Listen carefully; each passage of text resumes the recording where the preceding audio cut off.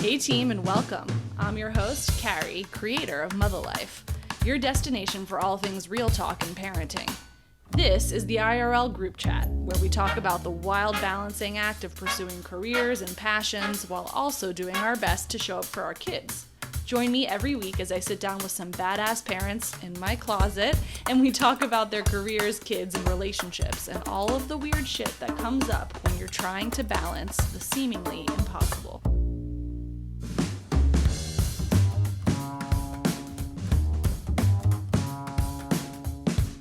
Bubbles.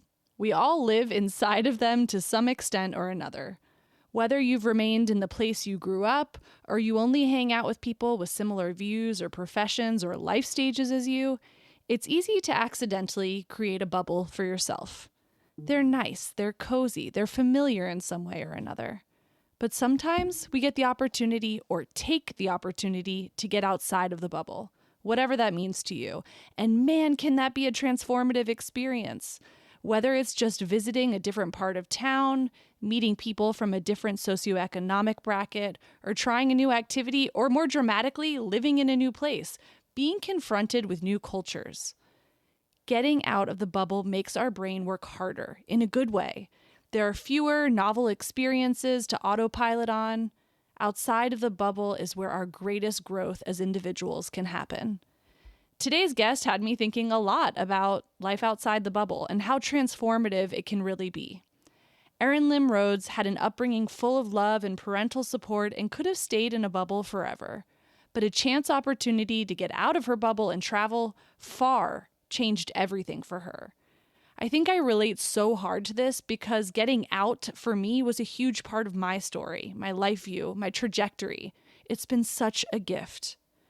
You know Erin as the golf and wrestling loving host of Ease the Rundown.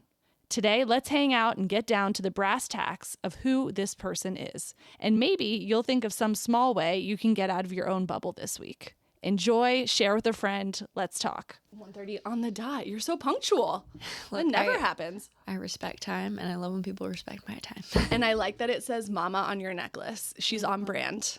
I had to represent today. I appreciate that. Well, welcome to the closet. I'm really excited to have you here. You're like a very multifaceted, interesting person because I feel uninteresting all the time. Okay, well, don't worry. By the end of your time with me today, you'll be reminded of how interesting you actually are because you present as this very chic, put together, stylish, but also bubbly personality, right? Okay. But you're also riding hard for fucking wrestling and you're playing golf with the boys. There's a lot of things that you're interested in and you're passionate about seemingly in sort of this unsuspecting package. Wow. Well, I'm a girl's girl, but I'm very much so a guy's girl. I love doing things with the boys, or there are a lot of times where I am the only girl in the group. And that actually has been a repeated pattern probably my whole life. I was going to ask you because growing up, most of my friends were guys, actually. And I think it was because I'm Jewish and I'm 1,000,000 feet tall. And so, there was never going to be a love interest situation between me and these, short kings. Yes. So it was just I guess we're all best friends. Right, yeah. And it wasn't really until I got older that I started. I mean, I had a couple of girlfriends, but, the whole coven of having a bunch of girls around, I'm still figuring that out. Yeah, no, I'm also in flux all the time. And I like my current status with my older men, my 73 and up men, my guys that I golf with on a Wednesday morning. Those are my guys. So let's start with you growing up. So did you grow up here? Yeah. Okay. So Los Angeles native, born and bred. The real deal. Santa Monica. Wow. Yeah. Santa Monica growing up. On the outside, in my mind, that's you're going to the beach all the time and stuff. Is it like that or no? Well, I was born in the hospital out there in Santa Monica, but I grew up in Tarzana. You're so nowhere near the beach, Carrie. No. But my parents, they grew up in Culver City, Venice area. So they were very much roller skate to the beach type of people. My dad is from the Philippines, moved here when he was 9. My mom is probably second or third generation Los Angelino. Our blood runs deep for LA. And how did your parents meet? At Venice High. where they shot grease. No. Yes. Yeah. My mom was a gymnast. My dad was a basketball player. Was she a pink lady, though?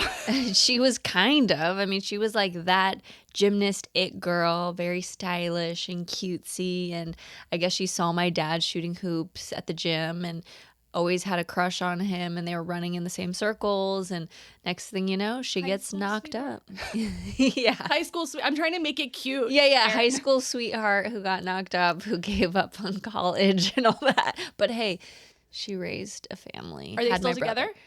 They're still together. Wow. They almost weren't together not long ago. But I guess Not long ago. Yeah, they were separated for a little while. And I actually haven't publicly talked about that, but they're back together now. But there was a period in which they were separated recently after 40 years of being together, and then there was like a Hail Mary attempt where my dad was like, we have to just give it a final try, and my mom was like, okay, let's work it out. So they're back together, and now they're in Texas randomly. They moved randomly to in Texas. No family in Everybody's Texas. fucking moving to Texas, though. I feel like that was the play, especially assuming our parents are around the same age. That generation, I think, was just like, we cannot do the California taxes anymore. Like, can't do out. it. Like, if you want to comfortably retire, Yeah. you just have to get outside of California. Yeah. And then, you're in Texas. And then, no shade to Texas, but a little shade to Texas. A little shade to Texas. It sounds rough out there. What part of Texas? Well, they're in Austin, Okay, but they're right. like on slightly outskirts of Austin. Sure. So all I hear about is like bad traffic and like where is the nearest good food, and so but they seem to like it. They have a 55 and up community. Okay, right. So they're doing the their retirement things like pickleball tournaments and a lot of golf and cards at the clubhouse. I'm getting a picture. Yeah. But it is interesting that they had that little window. Other people around our parents' age, I'm seeing sort of like evaluate their relationships now, which is weird because, oh my God, parents are people and like they have their own shit going on. And a friend of mine recently said, we were talking about it, his parents got divorced later in life, and he said people vastly underestimate the value of shared history and companionship. Yeah.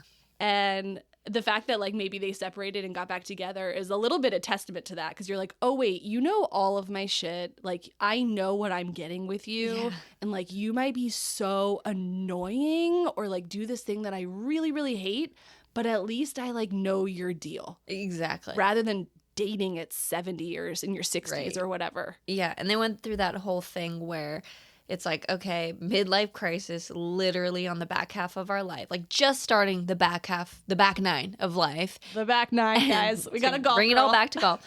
Literally just starting that journey and being separated for the first time since they were 19. Yeah. 18 and 19. And then they went through this whole transformation of like actually caring about themselves for once, not dealing with a whole family and not dealing with a partner, and saying, wait, what do I even look like as an individual? So they went on these like spiritual individual journeys for a little while, got themselves to a really healthy space individually, and then linked back up. I personally think they could have used maybe a little bit more time on their own. Yeah. But you know what? They went through a journey and they seem to have been better for it. So I love the way that you said that, just in terms of like figuring out, because I think that's also, I'm trying to do that now. How old is Sailor? Sailor is 3.5. 3.5. So like she is a person, you can do a lot more stuff with her, I'm sure now. And around that time, my older one's 4.5, I started thinking about like, well, what do I like? And I don't think you ever forgot. You strike me as somebody who didn't forget. But I am now going through that thing that kind of sounds like what your parents are going through, where I'm just like, what's the shit that I like to do? And when I go to a restaurant, what do I want to order rather than what do I think my kids will eat half of or that I can share with my husband? Like, what do I want to order at the fucking restaurant? Right? I forgot.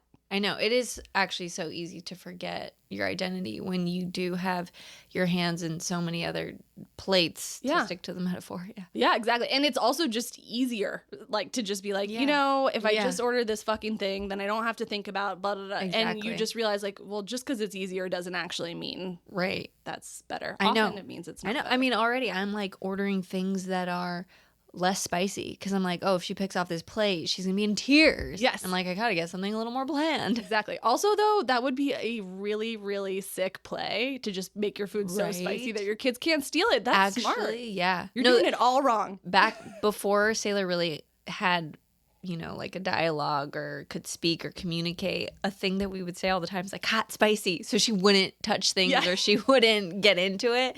It'll be like ice cream. I'm like, ooh, spicy. And now she understands and she's like, that's not spicy at all. You're playing me, Mom. Back in the day, it was like, ooh, hot. We still do that with like, we do a lot of like mommy daddy juice. I don't even drink alcohol, but if it's like something like a Celsius or whatever, mommy daddy juice. Yeah, we do that too. Yeah. This is for grown-ups. Yeah, my hot chocolate that I made myself. Exactly. Mommy daddy juice. It has medicine in it. Oh, well, yeah, all the time. Okay, so you are a product of high school sweethearts. How many do you have siblings? Older brother, younger sister. Okay. I'm the middle child. Got a middle on the pod today. You got a black sheep. Would you... Okay, well, that's what I was going to ask you. People who listen to this regularly... now they're laughing because I love birth order shit. I'm a youngest of 3. And there's like the one stereotype that I always grew up understanding or hearing about was the black sheep middle child thing. But I've recently heard from others this peacekeeper.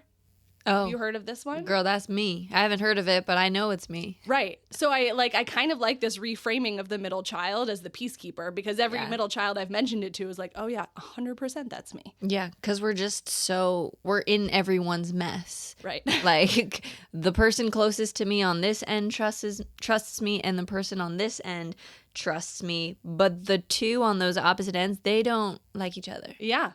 And also, like, I feel like the middle sometimes is more attuned to the parents as well. Oh, my God, yes. You know, everybody on the either end is kind of, like, in their own worlds that they've created themselves. And often the middle's the one that just kind of has to come along. So you're often really plugged into, I feel like, your parents' shit.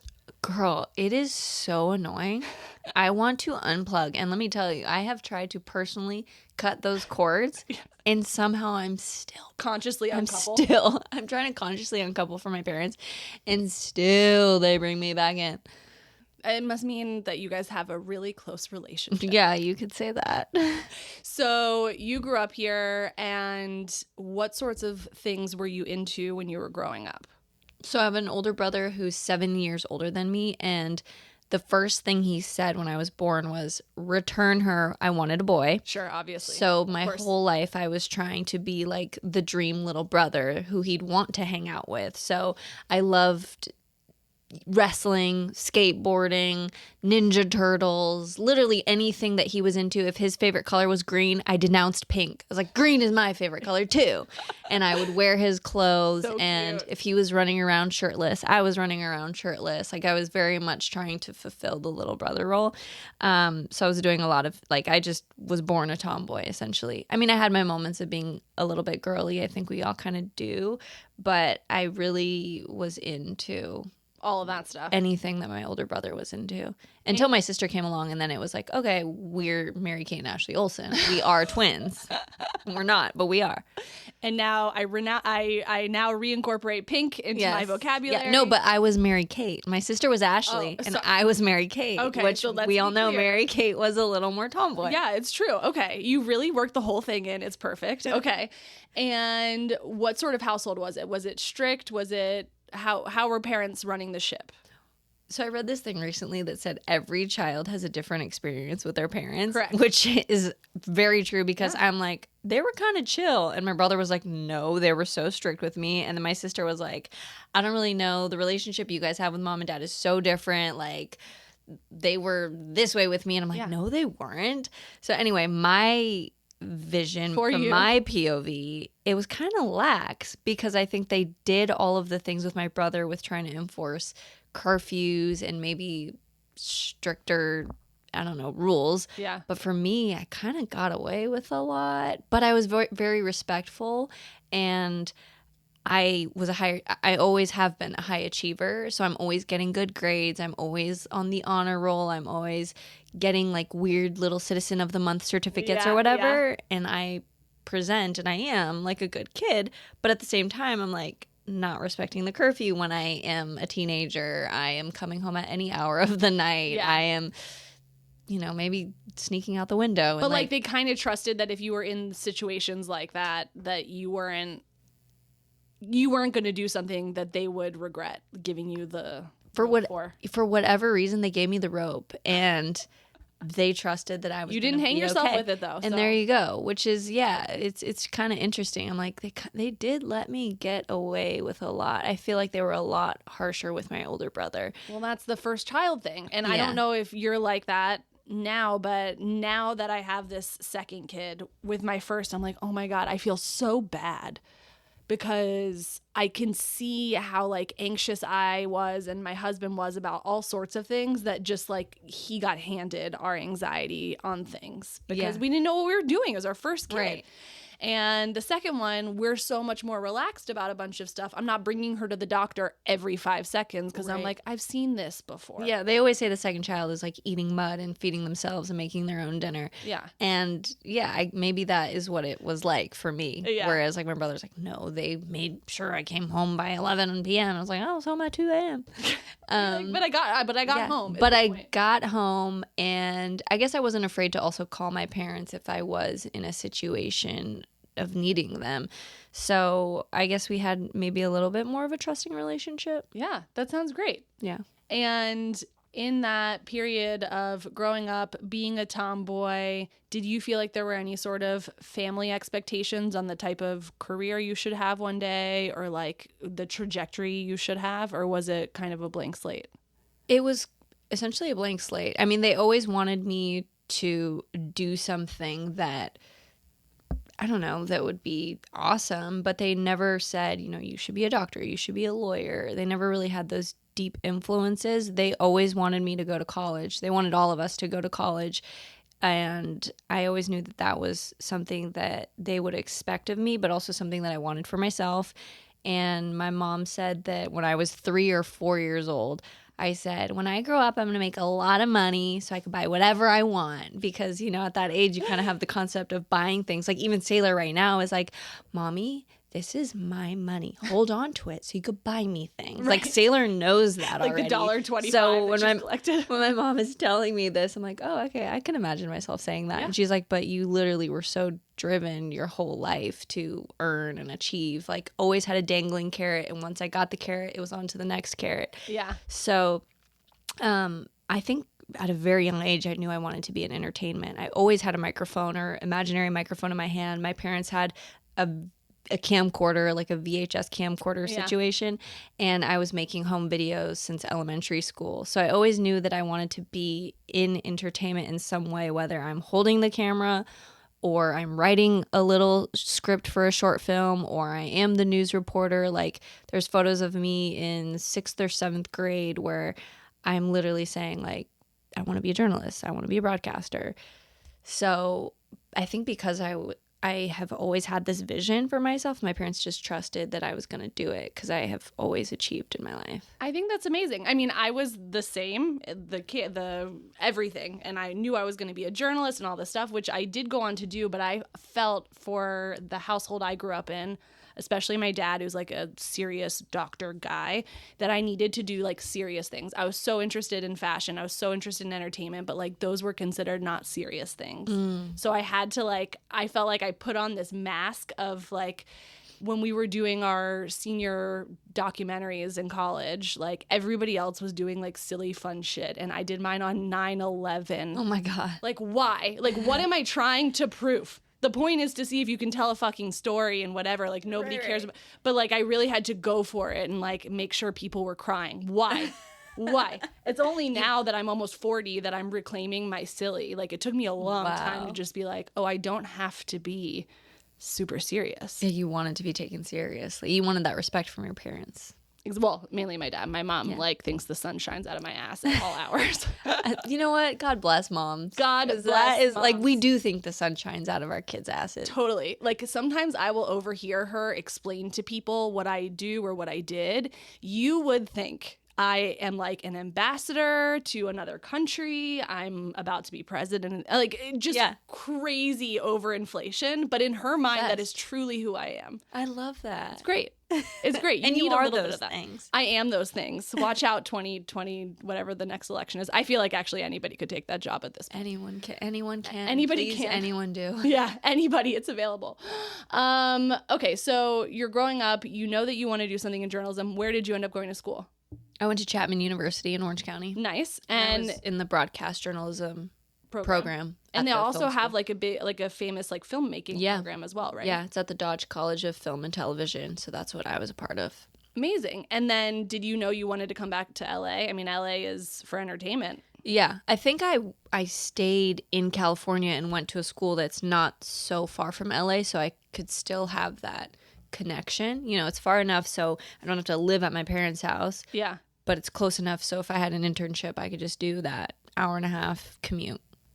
And I didn't ask you this, which is I always find interesting. Were your parents both working when you were growing up? Yes. What kind of jobs? So my dad is in law enforcement, and my mom was a hairdresser. Kind of still is a hairdresser. That feels useful. Yeah. Yeah, so it was great. I always had great hair. I was about to say you weren't getting like bowl cuts. Oh my gosh, no. I mean, I think I had every in-style haircut my entire life. I got highlights in elementary school. I was dyeing my hair pink in middle school, and all the moms were so mad. Like, great, now our daughters are going to dye their hair pink. Yeah, but like your mom was doing it properly. Like it wasn't going to CVS and getting some shitty box of stuff and dyeing her hair. Mom was doing it. Yeah, and I think that's why my mom is... She's like artistic and she supported the arts and all of that because hairdressers kind of are, you know, they have an edgy eye, a creative eye. She was always painting and doing things like that. So she totally like loved the idea of me being a thespian, being in entertainment, all of that. But it's interesting, like your dad being in law enforcement. I mean, I'm sure he's seen some shit in his career to be like, oh, you missed your curfew, beautiful young daughter of mine, like no biggie. You like in my mind, that kind of guy is like, I've seen some shit and you're gonna be fucking home. There were moments where he definitely had to do that flex where it's like, you don't know what I've seen and da da da da da. But for some reason he was really understanding at the same time because he knew who he was as a teenager, who was a misfit, who was sneaking out, not going to school, truant all the time. So he had this understanding. And then in some regards, he was stricter about other things. I think with dating, I really was about to give them a heart attack. Yeah? Yeah. Talk to me about dating. Oh my God. I was always dating someone too old for me. And I think you love your 70-year-old man on the golf course. But I think it's because I had an older brother, so I was always around older boys. Yeah. And I do have a little bit of an old soul. Yeah. I was always pretty mature for my age. Even when I was a young 19-year-old or 20-year-old, I so badly wanted to be 25. When I was 25, I wanted to be 30. Yeah. Right now, I'm like, can I reverse time? Yeah. Like, why didn't I value my youth more? I was always wasted on the young, famously. I was always trying to be a little bit older than me. So, you know, when I was 17 dating a 22-year-old, my parents were like, what the fuck are you doing? Like, do you want to... Where are you even finding a 22-year-old when you're Literally, 17? Now that I have a daughter, I'm like, what the fuck was I doing? How did I find this man? Like 7-Eleven? Like, where are you finding He was at a high school party, which now I'm like, loser. Red flag. Yes, loser. Why are you at a high school party? But his best friend's little brother was one throwing the party. So like the older brothers were around, but also like, why are you picking up a 17-year-old? Yeah. You are pathetic. And that's what I'm going to tell my daughter. Like, and that's what my parents tried to tell me. Yeah. But of course, when you're 17, you're like, I am 1 year away from my independence. Yeah. Screw you guys. Don't know shit. I'm going to do whatever I want. You're so not cool. I'm so mature. No 17-year-old is intellectually on my level. So yeah, that's who I am. Sorry in advance for Sailor. Yeah. Oh God. Mom's gonna drop the axe on you. Oh, Mom's not letting you out of the house. You will be homeschooled. You're not going to a single party. I think she's gonna eat those words. I think you'll get out of the house, Sailor. Don't worry. So so you come back to LA after Chapman, and I actually don't go back to LA. Oh, you don't go back to LA after Chapman? Well, I go back for the summer, but I actually go to Singapore. Sure, of course. Yes. So in Chapman, I did a study abroad program before I graduated where we went to Singapore. We were doing a documentary. It was a cross-cultural experience. While I was there, I made friends with Singaporeans. They're like, what do you want to do when you graduate in 6 months? And I told them I'm going to be a journalist, a host, whatever, but I'm going to take the traditional broadcast journalism route, which is you go to a small market in a random ass town. I had secured like Montana, Billings, Montana, to make $20,000 a year. And they're like, you really want to do that? Why don't you just move to Singapore? All of the hosts here look like you, Pan-Asian, you're Asian, half Asian, and I'm half Filipino. So I'm like, oh, okay. I had never been to Southeast Asia before. So experiencing Singapore, it really is the Disneyland of Asia. Oh, 100%. Pristine. It's so clean. It's so safe. Everyone speaks English. It's multicultural, multiracial. Anyone can move to Singapore. Literally, you can be from anywhere on the planet and fall in love with it. So that got me ticking. And then I just started sending emails to every single person I met in Singapore, friends of friends. I had people connect me with directors and producers and talent agencies. And I had stacked a bunch of meetings, and everyone responded saying, cool, when are you moving to Singapore? Like, how can we work with you? And I said, well, you're gonna give me like an employment pass, a green card, something. Yeah. Like, no, that's not how it works. Let us know when you move here.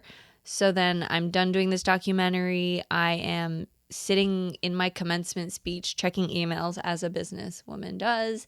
And I get an email from this guy, Ollie Pettigrew, who is a friend of mine. And shout out Ollie. Yeah, shout out Ollie. But he was like the Ryan Seacrest of Singapore.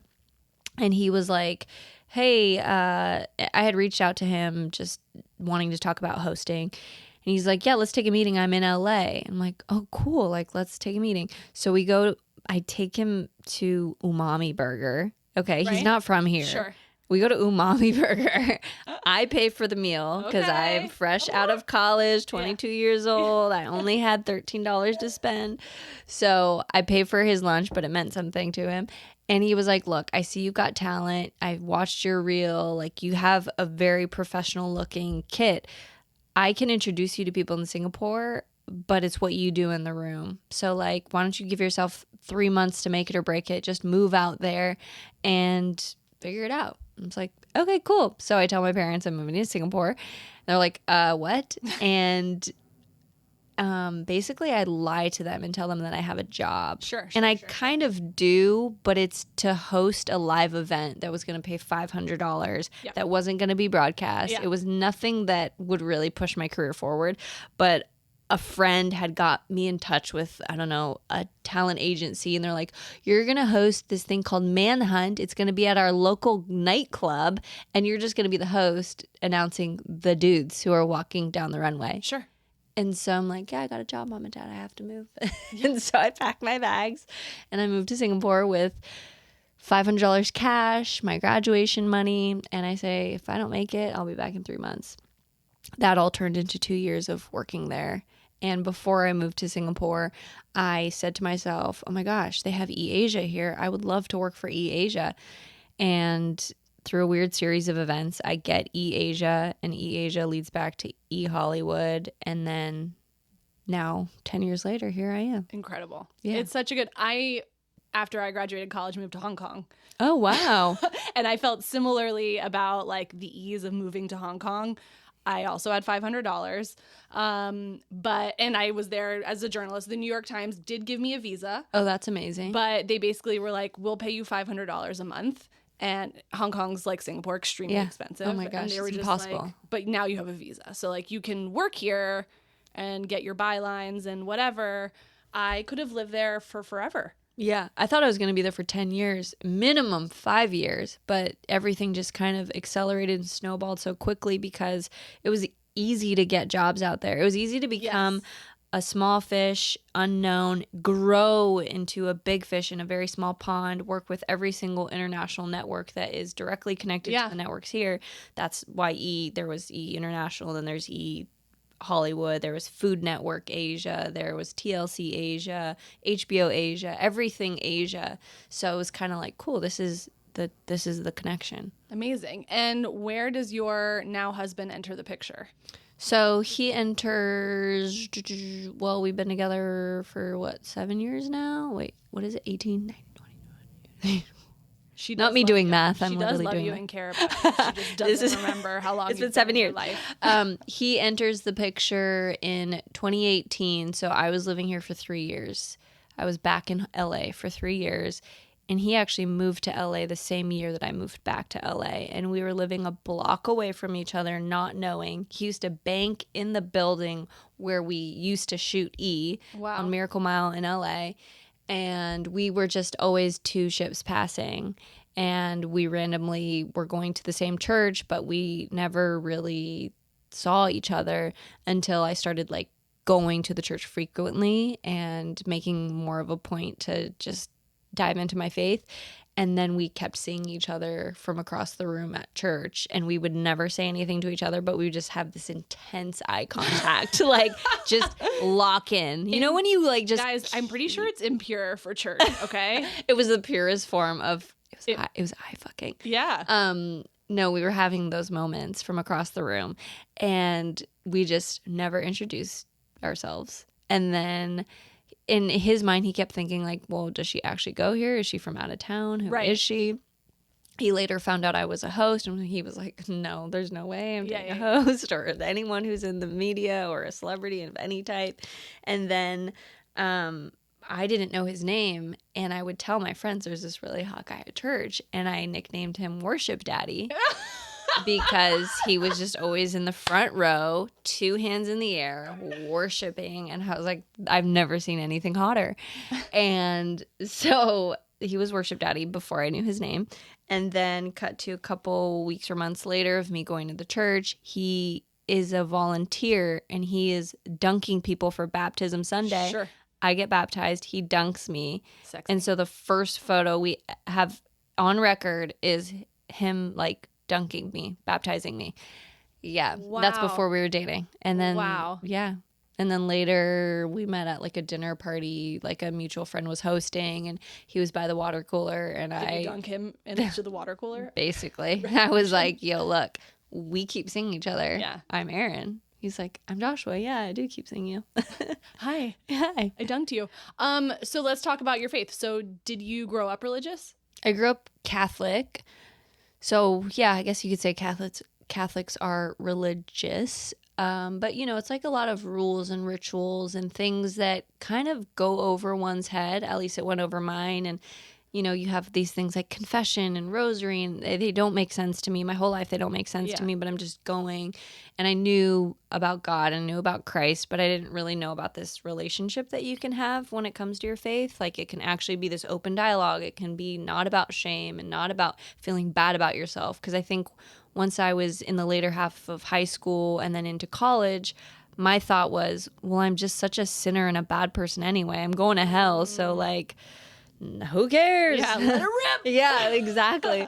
And then as an adult, I fell into this Christian church, and I was like, whoa, it doesn't have to be like that. Like, I'm actually loved always, all the time. I'm already forgiven. There's nothing that I can do that can keep me too far from God and being a good person. Like, every day I get to restart. And then I dove in deep to my Christian faith and my relationship with Christ. Got baptized as an adult, which was also weird to my family because they're like, you were baptized as an infant. What are you talking about? Yeah. And I'm like, yeah, no, but this is like my choice. On purpose. Yeah, like I'm choosing it. Yeah, it's like something that I get to do because I want to do it. And then my walk kind of transformed lives around me. Like, my sister ended up getting baptized. My mom ended up getting baptized. My grandmother would have if she could. Like, if she could get in that tub, she would. And a couple friends who just saw my life completely transformed, devoted their lives. That's amazing. As well. And did you feel like also, because it sounds like, did the church piece start when you moved back to LA? Or before that? When I moved back to LA. When you moved back to a couple years after I came back. Because you come back to LA, or you move here for the first time like me, and you're looking for community and like a sort of like a grounding place. Yeah, absolutely. And so that makes a lot of sense, I think, that you like found a place where you're like, oh, these are all people who are also trying to like be positive and like find a way to put their energy in a good place and on a good path. Yeah. I feel comfortable here. Yeah. It's definitely that grounding factor, because I think living in LA, working in LA, and also coming back to LA as now an adult who is working and able to make my own decisions, it can feel kind of scary. Like life is just moving around you, and what is my anchor? And if I'm in and out of like relationships that aren't very good for me, and then I have people around me who might be kind of fugazi, and you just feel so uncertain of a lot of things. You just said that word, no problem. Yeah.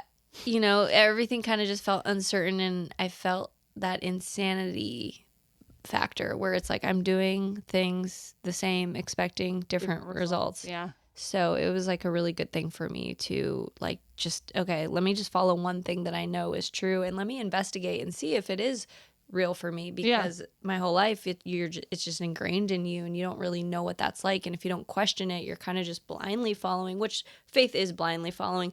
But I wanted to know what that is like to make decisions for myself. You're choosing the direction that you are blindly walking. Exactly. Well, that's beautiful. And also it must have been, in the context of meeting a partner, like kind of a screener as well, because it's like, okay, you know that you automatically have something in common. Yeah. That seems pretty important. Yeah. And I think at first, you know, the checklist of who am I going to date next is, well, do they have a good job? Do they come from a good family? And now it's like, oh no, do they have like the same background, foundation? Like, are they running towards the same thing I'm running towards? Like, what are their morals? And then like job and all the other things are like way down at the bottom of the list. Yeah. I love that. It's very wise. Yeah. And so you guys started dating. Did you know you wanted to be a mom one day? I knew I wanted to be a mom one day, although in my young adulthood, I mean, I still feel like a young adult, but yeah, she's just a baby, guys. In my 20s, my early 20s, I felt like, oh, I could be the cool aunt forever. You know, I'm very career oriented. Right. Who knows if I'm going to get married and tied down one day. I love being an aunt that just gets to like check in, check out. So that was kind of my mindset, but I did know, okay, eventually I'm going to be a mom. Yeah. Like I see how happy my mom is having children and people around me, but I really wasn't the person that fantasized about motherhood or even a wedding for that matter. It was kind of just like, whatever, it'll happen one day. And even when it came to getting pregnant, we weren't planning it. Like, we knew we were going to be parents. We knew we wanted to start a family. But it wasn't like tracking your cycle. No, didn't even know that was a thing. And we spend our whole lives trying not to be pregnant. So. I know. And that's the thing. It's like I had been on birth control since age, 16? Yeah. So I'm like, there's no way I'm getting pregnant, like, so easily. And there was a week where it's like my doctor wrote the prescription too late, so I'm like a couple days off of it, not knowing anything about my ovulation or my cycle, and literally that sperm got me, and it was so painful. That sperm got me. It literally crawled up into that egg, and it was the most painful thing. I thought I was having endometriosis because that runs in my family. Wow. And in my mind, I'm like, there's no chance I'm getting pregnant easily. And so I'm in this excruciating pain, and I'm like, it's probably endometriosis, it's probably this. And then after a couple days, Josh was like, you should go to the doctor. And then I'm at the doctor. She sticks the wand up there, doesn't see anything. She's like, I don't know what it could be. Maybe go gluten-free. And then Los Angeles she's like, answer. she's like, cut out gluten. Yeah, she's like, you don't have endometriosis. I'm not seeing anything. Like, no ultrasound could detect. There was no piss in a cup. Then she was like, leave a urine sample before you leave on your way out. I leave a urine sample. My hand is on the door handle because I'm leaving. And then the nurse is like, Erin, can you come back here really quick? She's like, you're actually pregnant, but it's so early. It's so soon. We can't even tell how many weeks you are. Wow. And I was like, I was blackout drunk last week. You get that like tunnel vision shot of your eyes getting huge. Literally. I was like, but I was so drunk and I did this and that and the other thing, is the baby gonna be okay? She's like, the nurse literally was like, honey, I was blackout at 11 weeks. You're fine. It's okay. You know how many? I mean, that's where we all start, basically. Somebody was blackout for some number of weeks. Now, where were you career-wise when that happened? This was 3.5 years ago, so I'm 7 years into being at E. And you're at the Rundown. Yeah, I'm at the Rundown. And literally I had a dinner days prior, no, not days, maybe a month prior, where my producers are saying, Erin, give us another year before you get pregnant. Do not get pregnant right away. You just got married. And I came home from that dinner and I literally said to Joshua, I was like, you have to stop coming inside of me. I was hey, like, babe, I love you, and also pull the fuck out. I was like, you can't, because because work wants another year, and then I'm pregnant the month after. Well, the good news is, it takes a while for the baby to cook up in there, so they kind of almost got their year. Yeah, they almost got it. They got a whole 9 months of me preggo on that stool. Yeah, and how was that experience? I mean, you obviously, it's a super front-facing job. Yeah. I mean, there's no getting around that. How was that experience for you, just in terms of like navigating all of the visual part of this? Yeah, I was so afraid to come out and tell everyone I was pregnant. I was like, this is career suicide. This is going to ruin it for me. But I got away with like 5.5 months of wearing like little vests and loose button-down shirts and big sweaters. And I did all the Kylie Jenner hacks for a while. And then I was like, okay, I have to say something because people are looking at me sideways. Like, that's an interesting outfit. And so, I finally tell everyone, and everyone was happy. And they're like, oh my God, you're a teen bride. You're a teen mom. Which obviously you're like, tell me more. Yes, say more about that. I am all those things. I'm still young. And it turned out to be absolutely fine. And I loved pregnancy. It was actually so fun. It felt so good to finally be out. I am one of those rare freaks. And that's kind of why I don't want to do it again, because lightning's not going to strike twice. I'm not going to be with an amazing second pregnancy. No, God's fair. He's like, you're going to have the worst second pregnancy. But you know what, though? I kind of also feel like whatever you decide to do, obviously, I don't give a flying fuck. But there's something about, just back to like when should you have a second kid, of just like, been here before. I've been here before. And if it is like shitty, you're like, okay, like my second pregnancy was definitely shittier than my first, but also I was just like, I'm not doing this again after this. So I was just like, let me have it. I'm aware that this is my last time doing this. So let me just like take it all in. So like, you can trick yourself into any sort of story if you want to. Yeah, that's true. It is. There's a big mental factor when it comes to pregnancy, labor and delivery. Yeah. Wait, please tell me, did you... I'm nervous to ask you. Yeah, no, it's true. Talk to me. Did you have a natural birth, or did you take drugs? I had an unmedicated vaginal birth. I fucking knew it.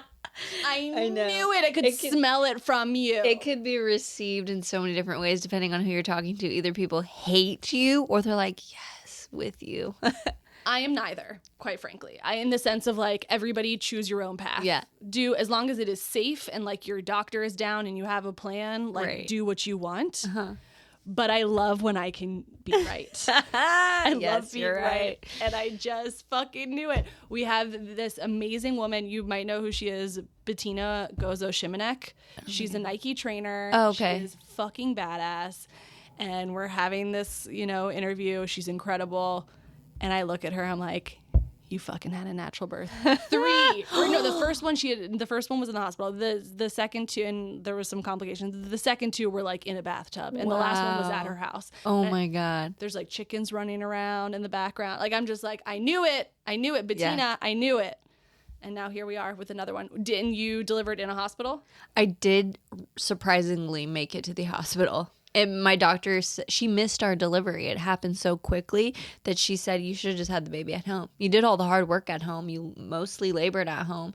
It was, what was it, like 6 hours of active labor and 6 minutes of pushing. Wow. Yeah. So, but you knew you wanted to do it that way. I knew I wanted to do it that way. Yeah, I knew I was going to have unmedicated. I knew I wanted to have the baby at the hospital, though, because I just felt like, I don't know. Safe place to be. Yeah, safe place to be. First time doing it. Everyone raves about the Cedars cookies on the at the maternity ward. And I was like, I need the cookie. If I'm going to do this, I got to do it for the cookie. It's a good cookie, though. Yeah, it's a great cookie. And they don't sell them anywhere else, and you can't get them other than that maternity ward. You cannot get them in other places in the hospital. Yeah. Literally, I just was talking to somebody today about the cookie because he was a trainer at my gym was like, my wife got the cookie. I told her to make sure because you said the cookie. And the juice, when they like mix all they do, what do they do with it's like Hawaiian punch and orange juice, and it's like the most like a magical Mai drink. Tai. It's so good. And it's in that big plastic With the cup with all that crushed ice. So good. The things we do. Yeah, for I our would maybe children. have another kid for the cookie. Right? No. I want to like just visit someone who has the baby. Yeah, and take steal half the their cookie. cookie. Yeah. Try. Yeah, right. So you have this wonderful pregnancy. You have the birth story that you wanted to have. Yeah, surprisingly. Had you given any thought, you and or Josh, about what life was actually going to be like as parents? Somewhat. It all happened so fast. Like, we got engaged. 4 months later, we're married. 3 months later, we're pregnant. And then by the end of 2021, we look up and we have a baby. So it was kind of, and we bought a house all within the first quarter of 2021. Wow. So it's like we're freshly semi coming out of the pandemic. Like, actually, we had to still wear masks all of 2021. I had to wear a mask after that baby was born, which is so weird. And that baby, my daughter, Sailor. So we kind of talked about it, but it was just like, we're just hopping from one thing to the next. We'll find out when we get there. Yeah, yeah. And so then you do get there. How much time do you take off work? 16 weeks. Okay. And did you feel at all in that time of like, how were you feeling? Were you just like happy riding high? Was it hard for you? It was really hard for me because, like I said, I am a high achiever. I'm a career person. So stepping away from my job was really hard. I did not watch a single episode of the show while I was away. No offense to all of those amazing people who filled in. I couldn't do it. I think I watched maybe one episode and it just made me mad and sad. And then I missed work. I was so bored at home. I mean, it's hard work having a child, but then those hours when the baby is sleeping or they're on your tit and you're just laying there and you don't want to move because you don't want to wake them up, I was just on my phone for so long, and I'm just like, what do I do with my life? I need to get back to work. And then when I did finally get back to work, I had this feeling, I put this pressure on myself where I was like, I need to prove my value. I need to prove who I am, my status, why they need me here. And so I said yes to absolutely everything. I worked harder than I had in years prior, where I was like, yes, I'll go to that late night carpet. Yes, I'll fly to another city. Yes, I'll do this. And it was so chaotic that I feel like that drove me into a postpartum depression. Yeah. As soon as I got back, or maybe a little bit before I went back to work, the depression started kicking in. And it wasn't just the baby blues that everyone was telling me was going to come, but also because I was weaning from breastfeeding around the 6-month mark. So it's like I'm freshly back into work. I'm weaning from breastfeeding because it's so damn hard to somehow go to work and keep up with a pump schedule. Yeah. And I just couldn't do it. And then I weirdly, even though I had a lactation consultant, I didn't wean properly. Like, there was something that happened. Oh, Sailor had sensitivities to anything that I ate was coming out of my breast milk, and then she would have these aversions, and I didn't know what it was. So then I was on this really strict diet, and then if I had one single bite of dairy, it ruined everything. Yeah. So then my lactation consultant said, okay, do a day where you're not breastfeeding, just have her on all of the bottles. But because I didn't have this connection with her, oh my God, immediate depression and anxiety. I was like, oh my God, what's happening? And it's like, no, you have to like wean at a really proper rate, as I'm sure you know. But I didn't do it right. And so I had this postpartum anxiety, postpartum depression. And I'd say to my husband, I'm so sad. I'm so cloudy. I don't know why, but I just want to cry. And it's not, I didn't have the depression where I wanted to hurt my baby or hurt myself or any of that. I didn't hate my baby. I didn't resent her in any way. It was just this sadness that I couldn't describe. And so, how did he handle that?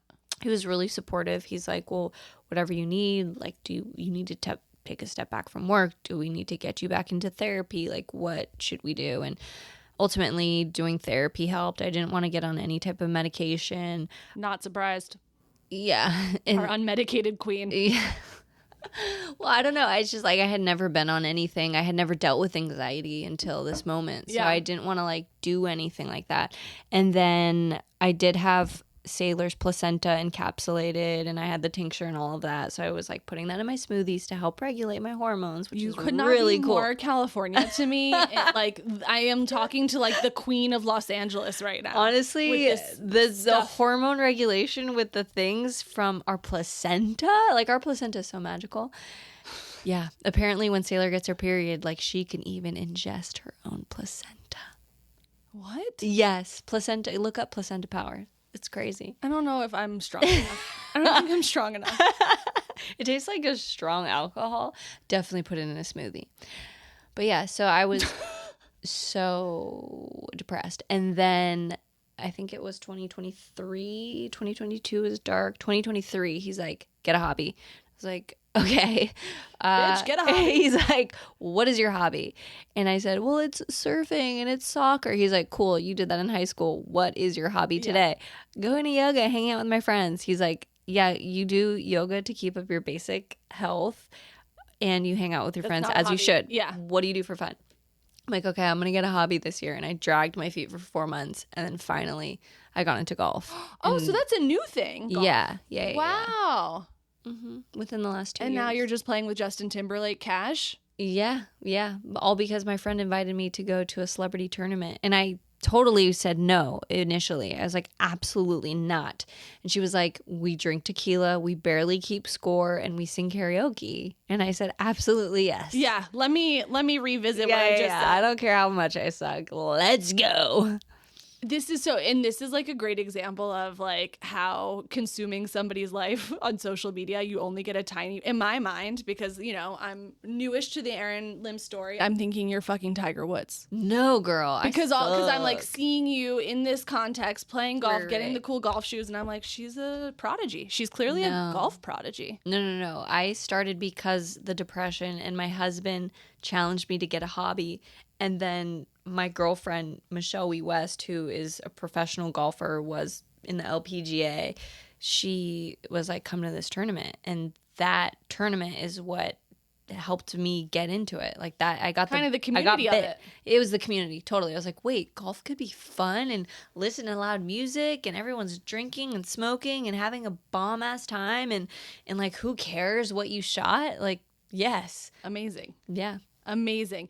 And through this whole period of like being a new mom and being a new dad for Josh, what's the caregiving situation? Like, who's helping you with Sailor when you're back at work and stuff? So she is at a Montessori school. It was kind of hard for us to figure it out at first. When my parents did live in town, the thought was, okay, my mom will help us. And then I quickly realized, okay, my mom just wants to be a grandma. She doesn't want to stick to my crazy rules. She doesn't want to be a caregiver. She doesn't want to be a caregiver. Like, she just wants to be able to tap in, tap out, and drop a donut, give a sugar rush, and get out. But I'm over here like, okay, so make sure you turn on the Hatch sound machine to this level, and it has to be this sound, and make sure the camera is at this angle, and make sure she is asleep by this time and eating at that time. And you are all. I am so annoying. I'm so annoying. I look back at like the charts of nap schedules and whatever, girl, and my mom's like, Erin, this is too much. And I'm like, cool, hiring someone. Yeah. So then, thanks for the feedback. Yeah, and then we hire a nanny, and then my nanny's like, yeah, I'm actually gonna go to grad school on the East Coast, and so we had her for, I guess, the first 9 months, and then once our nanny left,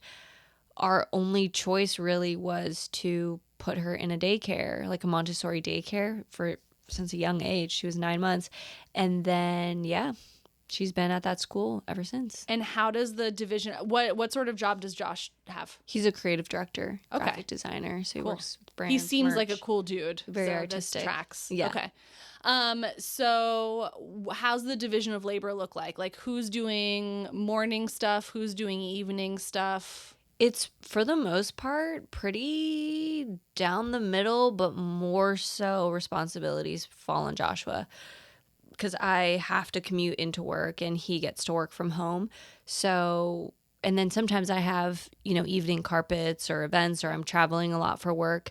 So he actually is the default parent. Like, he does most of the stuff, a lot of the hard work, and he works at the same time. So he really has the hardest job. And at first, when I was still on maternity leave, I was a brat, and I made this rude comment to him once, being like, well, I'm the default parent, so I have a lot and I need help around here.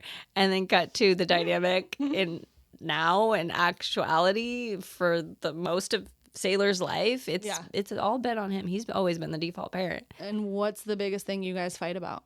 When it comes to parenting? In general.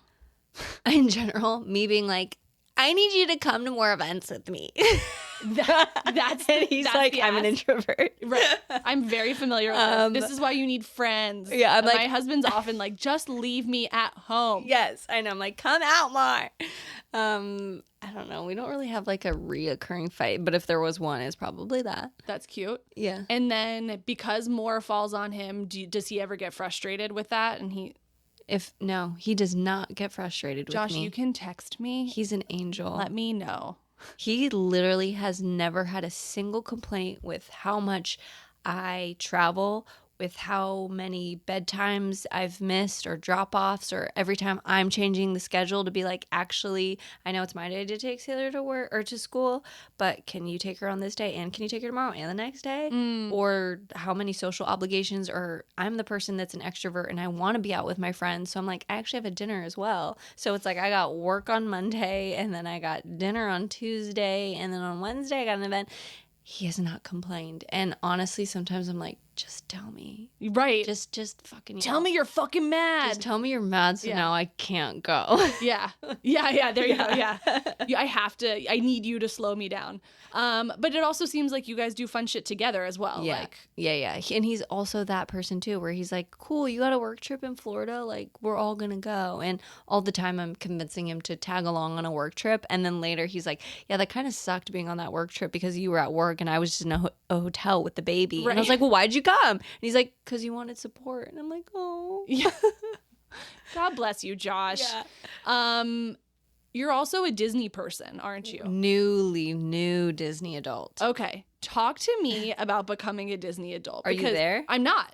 I'm not like anti being a Disney adult, but I feel like it is a club. Oh, yeah, for sure. And I wasn't a hater, but I would tease my Disney freak friends who are adults. Right. Be like, how did that even happen to you? Right. And now I get it. Talk to me. So, growing up in California from a middle-class family, we don't have the passes. We go on birthdays or special events, and we go to Disneyland as soon as it opens, and we stay until it closes. Right. You squeeze every inch out of that pass.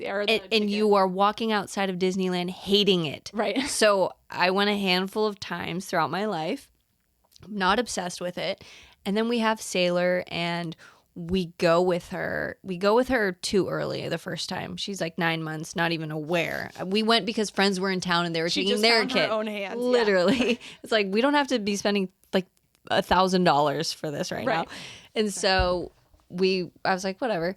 And then we go back when she's a toddler. And at this point, she's watching Disney movies. She loves princesses. She's the ultimate girly girl. And so we go, and then seeing the magic that she's witnessing, it's like so special. It's so cool to see her just, I don't know, have this, it's like she's what is it called? You suspend your disbelief or whatever. Yeah. Like she is fully immersed in this magical world, and secondhand experiencing it through her eyes is so cool. And then you also realize, oh, this is a thing to do where it's a time killer. On weekends, when the weekends feel so long, you're like, what am I going to do next with you, child? Totally. You are at Disneyland. It's a full activity for a full day. Full day, no rules. We're all eating crap together. We're all getting tired together. We are on rides that are fun together. And you realize, wow, there are a lot of cool things for little kids and adults to enjoy at the same exact time. So, yeah, we... Okay, newly converted. And there's like all of these little hacks, and you could just simply go on TikTok to find out how to really enjoy Disneyland. Yeah, there's like a whole part of the internet that's dedicated to like strategies on like absolutely what to eat and how to do the whole thing. I know them all. Yeah, you got to go eat at California Adventure. You guys should see her face right now. She's locked the fuck in. Oh yeah, no, like you got to get your pickle michelada at California Adventure. You got to get the birria tacos. Then you got to like go get a popsicle from around the corner, and then you get the bread bowl, and then you cross to the other side of the park. Oh, and by the way, like alcohol at California is like lit. Like you can walk around with your alcoholic drink. The other side of the park, you can't. There are special places to go there. Interesting. And then we've got like our little nap spot where it's like kind of cool. It's dimly lit in this area of the park. So when it's time to fall asleep, we're cruising in that area. My child could never. I don't have on the go nappers. Sailor isn't really either, but if we push her long enough and if she's tired enough, it'll hit. Yeah. Amazing. It's great. So now you have this like new shared thing as a family. Yes, now we love it. Now we have passes. Okay, I'm still not there, but I'm glad that I'm talking to a real Disney adult and a new one. I feel like no, it just all of a sudden hits out of nowhere and you're like, whoa, I guess I'm in it. I guess we're buying passes. Oh, we got to go on special event days. Now, talk to me work-wise, because obviously you do need to be out a lot. You also need to be like keeping up on the culture. Mm-hmm. Like a lot of your job is just like knowing what's going on. Yeah. It's a lot to keep up with. Totally. And things are coming out constantly. There isn't like the waiting a week, like things are binging. Like, how are you consuming everything you need to consume to just like support you in your job? Or does it just kind of come easily to you because you love it? I think it comes naturally, comes easily because I love it. But then there is a certain point where I do have to just turn off. I power off. On the weekends, I'm trying to stay offline, even though it's always in my feed. But since I was in college, it was my job to like circle the trades, go through every single outlet. What are the main headlines? And I would have to keep a log of this is the biggest headline from this outlet. This is the biggest headline from that outlet. And so now it's kind of just what I do on autopilot. Yeah. And then there are a lot of things that I miss because I am trying to separate, like during certain hours, I'm like, okay, I'm not consuming pop culture right now. There's a whole team, right? Yeah, there's a whole team, which is great. And is there like a dream project for you in your future? Or are you happy? I mean, we're not saying she's not happy, guys. Like, she loves what she's doing. She's not trying to go anywhere. Totally. But are there like new opportunities, new things you would like to pursue in the future? Or right now you're just kind of like being in this moment? I love being in this moment. There are definitely irons in the fire when it comes to future projects of things that I'm working on that I would love to just put into gear right now. And I would love to get into writing, like screenwriting, actually. I don't know. I haven't really put that about out. That in this house. I was going to say, which is kind of weird. Maybe this is like a sign that I actually have to do it, but I just haven't put my fingers to the keyboard. But I have recently been listening to podcasts about writing, where to start. And when I was in high school, I took a screenwriting class, like a camp. It was a week-long camp at UCLA. Such a nerd, but I did a screenwriting boot camp, and then I did a cinematography boot camp, and I kind of just like lost that after I went to college because I was just so heavily into broadcast journalism. But there's this part of me that still has this love for creating stories, and I started reading fictional books and still having this childlike desire to do things that I used to love. I don't know, maybe one day I'll circle into that. I love that. Yeah. I mean, they say that everybody has at least one good story to tell. Totally. Yeah. I think I've got quite a few just from weird life experiences and adulthood. Adulthood gets so spicy. Adulthood gets spicy. It does. All of a sudden, you're like... I fucking in church. I mean, there's a lot to unpack, guys. We started with me saying like, oh yeah, I'm so uninteresting or boring. But then it's like, I think about the things that I experienced within the last 2 years alone with just... even my parents' family dynamic, I'm like, ooh, there's a script in this. I told you this is a perfect end because I told you when we started this, by the end, you would remember that you're interesting. And you are, actually. Hey, thank you. Turns out you are. This has been such a treat. There's so many stops along the journey, but in this you've kind of been who you've always been in some ways. Yeah. And I think there's a couple of points that you've picked out on that recently have come up a lot on the pod, especially this piece about like finding what your hobbies are and finding things that aren't the baseline of self-care, but like the things that also just bring you joy as a person. Yeah. For me, that's my big ongoing project, that and the desire to do mushrooms, but that's Yes, I know you're trying to do that, and I am too. So like let me know when you're going to go on that journey. I've never done it, and I would love to do it, but I also want to do it in a safe way. I got you, girl. I will keep you posted. Let me know when you find the dealer. I know this whole podcast really is like, you can boil it down to birth order, Carrie wanting to do mushrooms. There's like a couple hobbies. There's a couple of themes and what people fight about with their husbands. Erin, thank you so much for being here. This was fun. Thank you so much for having me. I'll keep you posted on the mushrooms. Yeah, this is great. Team, I need your help. If you love it here, please like and leave a review on your favorite podcast platform. Subscribe to the Substack for full access to this episode's show notes and join the discussion. And of course, follow me on Instagram at Mutha, MUTHA.life for a daily look at all things Mutha. Thanks for listening. Be sure to tune in next week for another Chat in the Closet. This podcast was produced by Mutha Life, music by Ronan Landa.